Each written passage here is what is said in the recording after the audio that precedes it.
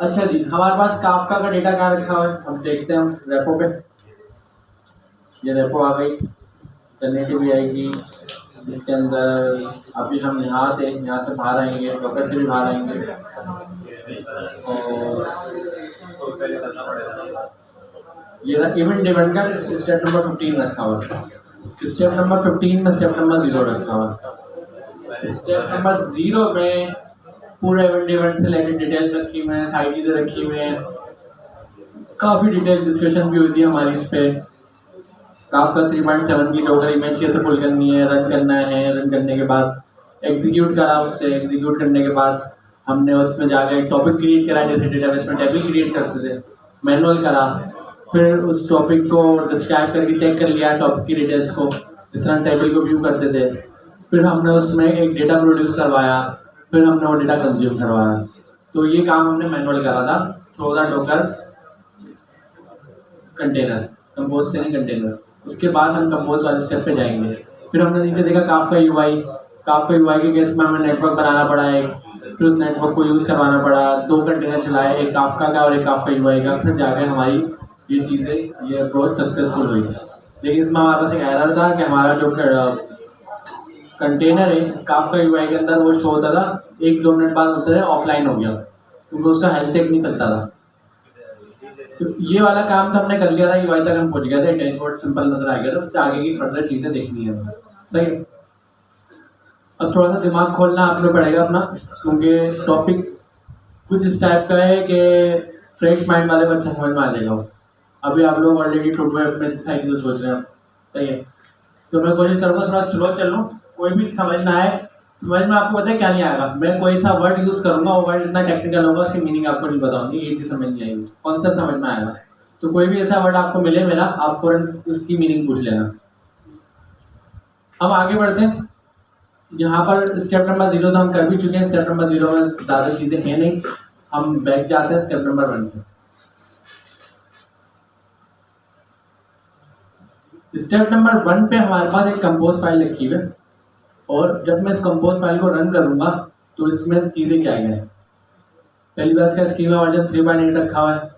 हो सकता है किसी का पुराना डॉकर स्टोर हो, तो ये कमेंट कर देना, हटा देना, नया डॉकर हो मतलब, सॉरी पुराना तो नहीं होगा।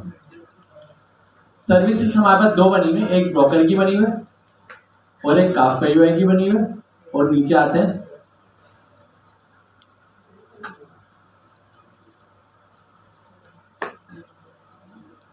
काफका यूआई बनी हुई और नीचे कुछ भी नहीं है।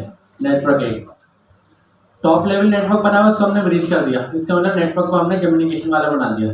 नेटवर्क की ड्राइवर ब्रिज मतलब जो भी डिफॉल्ट नेटवर्क यूज करेगा, एक कंटेनर दूसरे कंटेनर से बात कर सकता है, सिर्फ कम्युनिकेशन अलाउ कराइए। ये तो पता है आप लोगों को, अभी करके भी देखा है। दूसरे नंबर पे सर्विसेज हमारे पास कितनी है, एक काफका यूआई है और एक हमारे पास ब्रोकर। 2 नाम सर्विस है, एक का नाम ब्रोकर, दूसरे का नाम काफका यूआई। बिल्ड दोनों में ही होता, दोनों में बनी बनाई इमेज है, डॉकर हब से आ रही है, हमें कुछ नहीं बनाना। यहाँ पर प्रोटेस्ट लैब की काफका यूआई की इमेज डॉकर हब से आएगी, और यहाँ पर अपाची काफका 3.0770 की इमेज डॉकर हब से आएगी, तो हमें नहीं बनाने की जरूरत। होस्ट नेम क्या होता है, जैसे हमारे लोकल होस्ट होता है ना, इस तरीके से एक सर्वर का होस्ट होता है, वो हमने यहाँ पर रख दिया ब्रोकर। फिर एक हमने कंटेनर का नाम भी ब्रोकर रख दिया। एक्चुअली होता क्या है, कंटेनर नाम यहाँ पर रखने की एक रीजन है। कंटेनर नाम रखने की रीजन ये है, मैं आपको टूडू का कोड दिखाता हूँ, .env खोल के दिखाऊंगा। इस टूडू के कोड में .env मैंने देखे कनेक्शन स्ट्रिंग कैसे बनाया है। मैंने पहले PostgreSQL का कनेक्टर यूज करा है, फिर मैंने यूजर नेम यूज करा है, फिर मैंने एक पासवर्ड यूज करा है, फिर @ के बाद क्या आता है, आईपी होस्ट।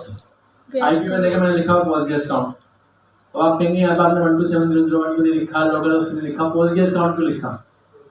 उसके आगे मैंने पोर्ट बता दी 5432। ये पोर्ट इंटरनल पोर्ट थी एक्सटर्नल, ये इंटरनल थी, एक्सटर्नल तो 5433 रखी। फिर आगे डेटाबेस का नाम। बात सारी चीजें सही है, बात ये है कि पोस्टग्रेस काउंट कैसे रीड करेगा, इसको क्या पता कौन है पोस्टग्रेस काउंट। तो अगर मैं डॉकर कंपोज में आता हूँ, यहाँ पर मैं पोस्टग्रेस पे आता हूँ, तो देखिए यहाँ पर हमने कंटेनर टाइप लगा दिया पोस्टग्रेस काउंट।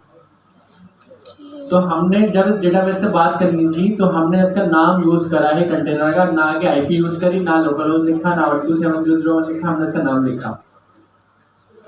और जब हमने इसका नाम लिखा है तो खुद ही ढूंढ लिया कि ये रहा डॉकर कंपोज, ये उसकी पोर्ट है और ये मुझे यूज करना है। ये होता कैसे पॉसिबल, ये मैं बता दूं। कंटेनर नाम काम करता है डीएनएस का।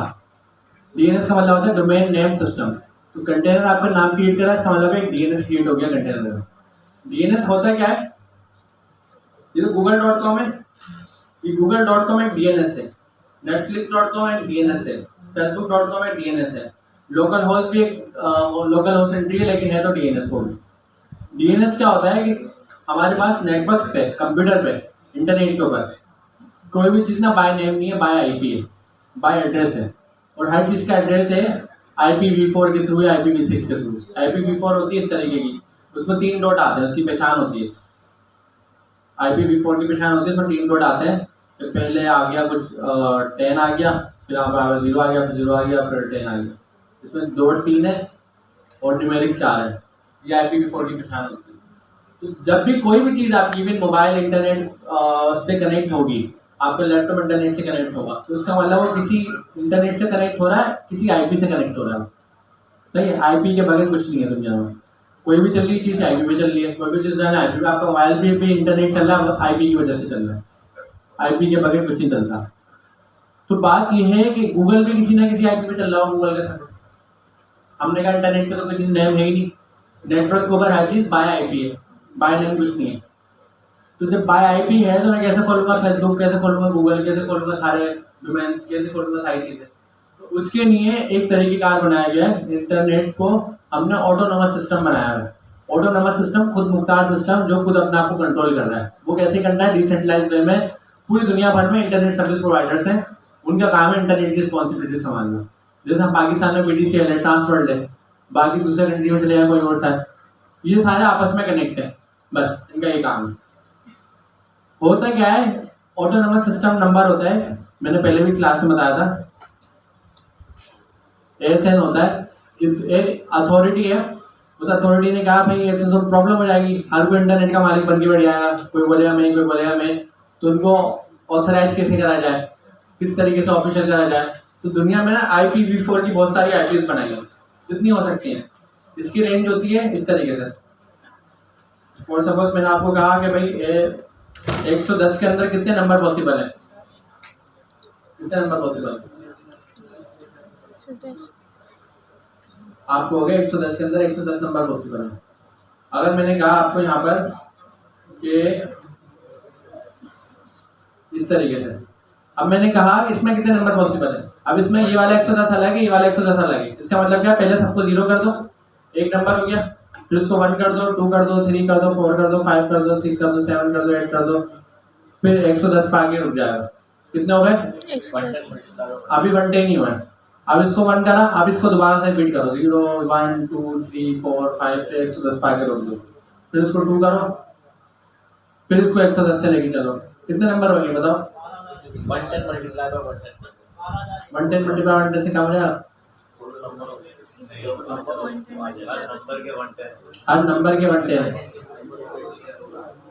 सही है। कोई भी कैलकुलेशन हो सकती है, अभी हम उलझते नहीं है। तो नेटवर्क के ऊपर जो IPv4 होती है ना, इसके नंबर होते हैं 0 से लेके 255 तक। टोटल अगर काउंट करें तो 256 आ रहा है, 0 से काउंट हो रहा है। तो होता क्या है, ये 3 डॉट है ना, तो ये IP यहाँ से स्टार्ट होती है। पहले सब 0 0 कर दो। सब 0 0 का मतलब है कुछ नहीं है, सब 0 मतलब है सब कुछ, ऑल। तो ऑल इंटरनेट में ना ऑल नहीं होता, ऑल का मतलब होता है 0 0 0 मतलब सब। ये कोई एड्रेस नहीं बनता है 0 0 0 के एड्रेस। नंबर शुरू होगा यहाँ से 1, फिर 2, फिर 3, तो आखिर में 255 पे रुक जाएगा। फिर हम इसको 1 कर देंगे, फिर हम इसको बढ़ाते रहेंगे, फिर इसको 1 कर देंगे, आखिर में ये हो जाएगा। एट द एंड जब बिल्कुल एंड होगा फिर ये 255 हो जाएगा।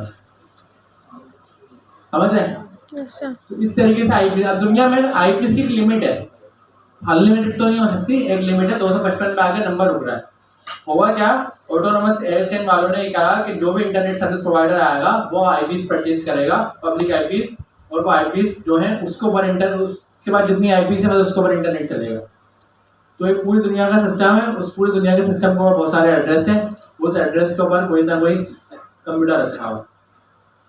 तो हमारे पास ट्रांसफर लें, एक ASN वालों से हमने हमारा रजिस्टर करवाया, ASN नंबर लिया, ऑटोनोमस सिस्टम नंबर लिया, ट्रांसफर ने 1 लाख आईपीस परचेज कर ली। इसी तरीके से पीटीसीएल ने 1 लाख आईपीएस परचेस कर ली। सर पूरी दुनिया में इंटरनेट फैला हुआ, सबने आईपीएस परचेस कर ली, तो जाहिर सी बात है ऐसा तो नहीं होगा नोट की गड्डी लेते हैं एक ही नंबर की आती है ना, आगे आखिर का वो चेंज हो रहा था सीरियल नंबर। तो आईपीएस में भी यही होगा कि आपने एक पूरी रेंज ले ली होगी, भाई 100 से लेकर 200 की रेंज हमारे पास है।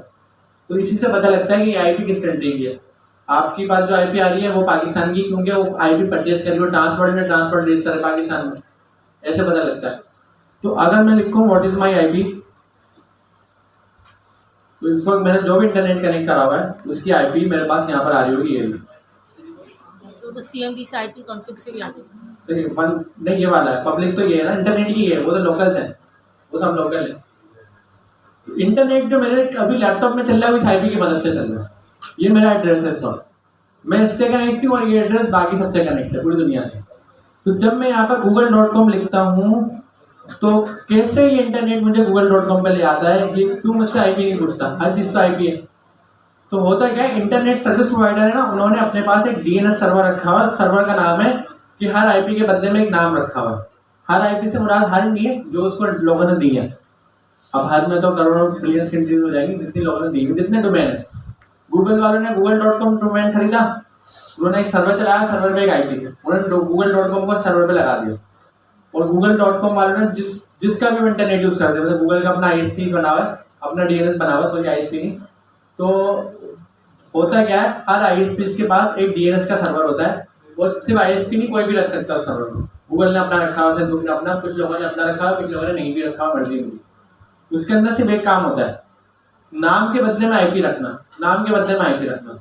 तो जैसे ही मैं इंटरनेट पे google.com लिखता हूँ, मेरा ट्रांसवर्ल्ड का इंटरनेट चल रहा है इस वक्त, तो ट्रांसवर्ल्ड के पास गया, ट्रांसवर्ल्ड ने चेक करा google.com के पीछे आईपी कौन सी, ये वाली चीज यहाँ पे भेज दो, समझ गया।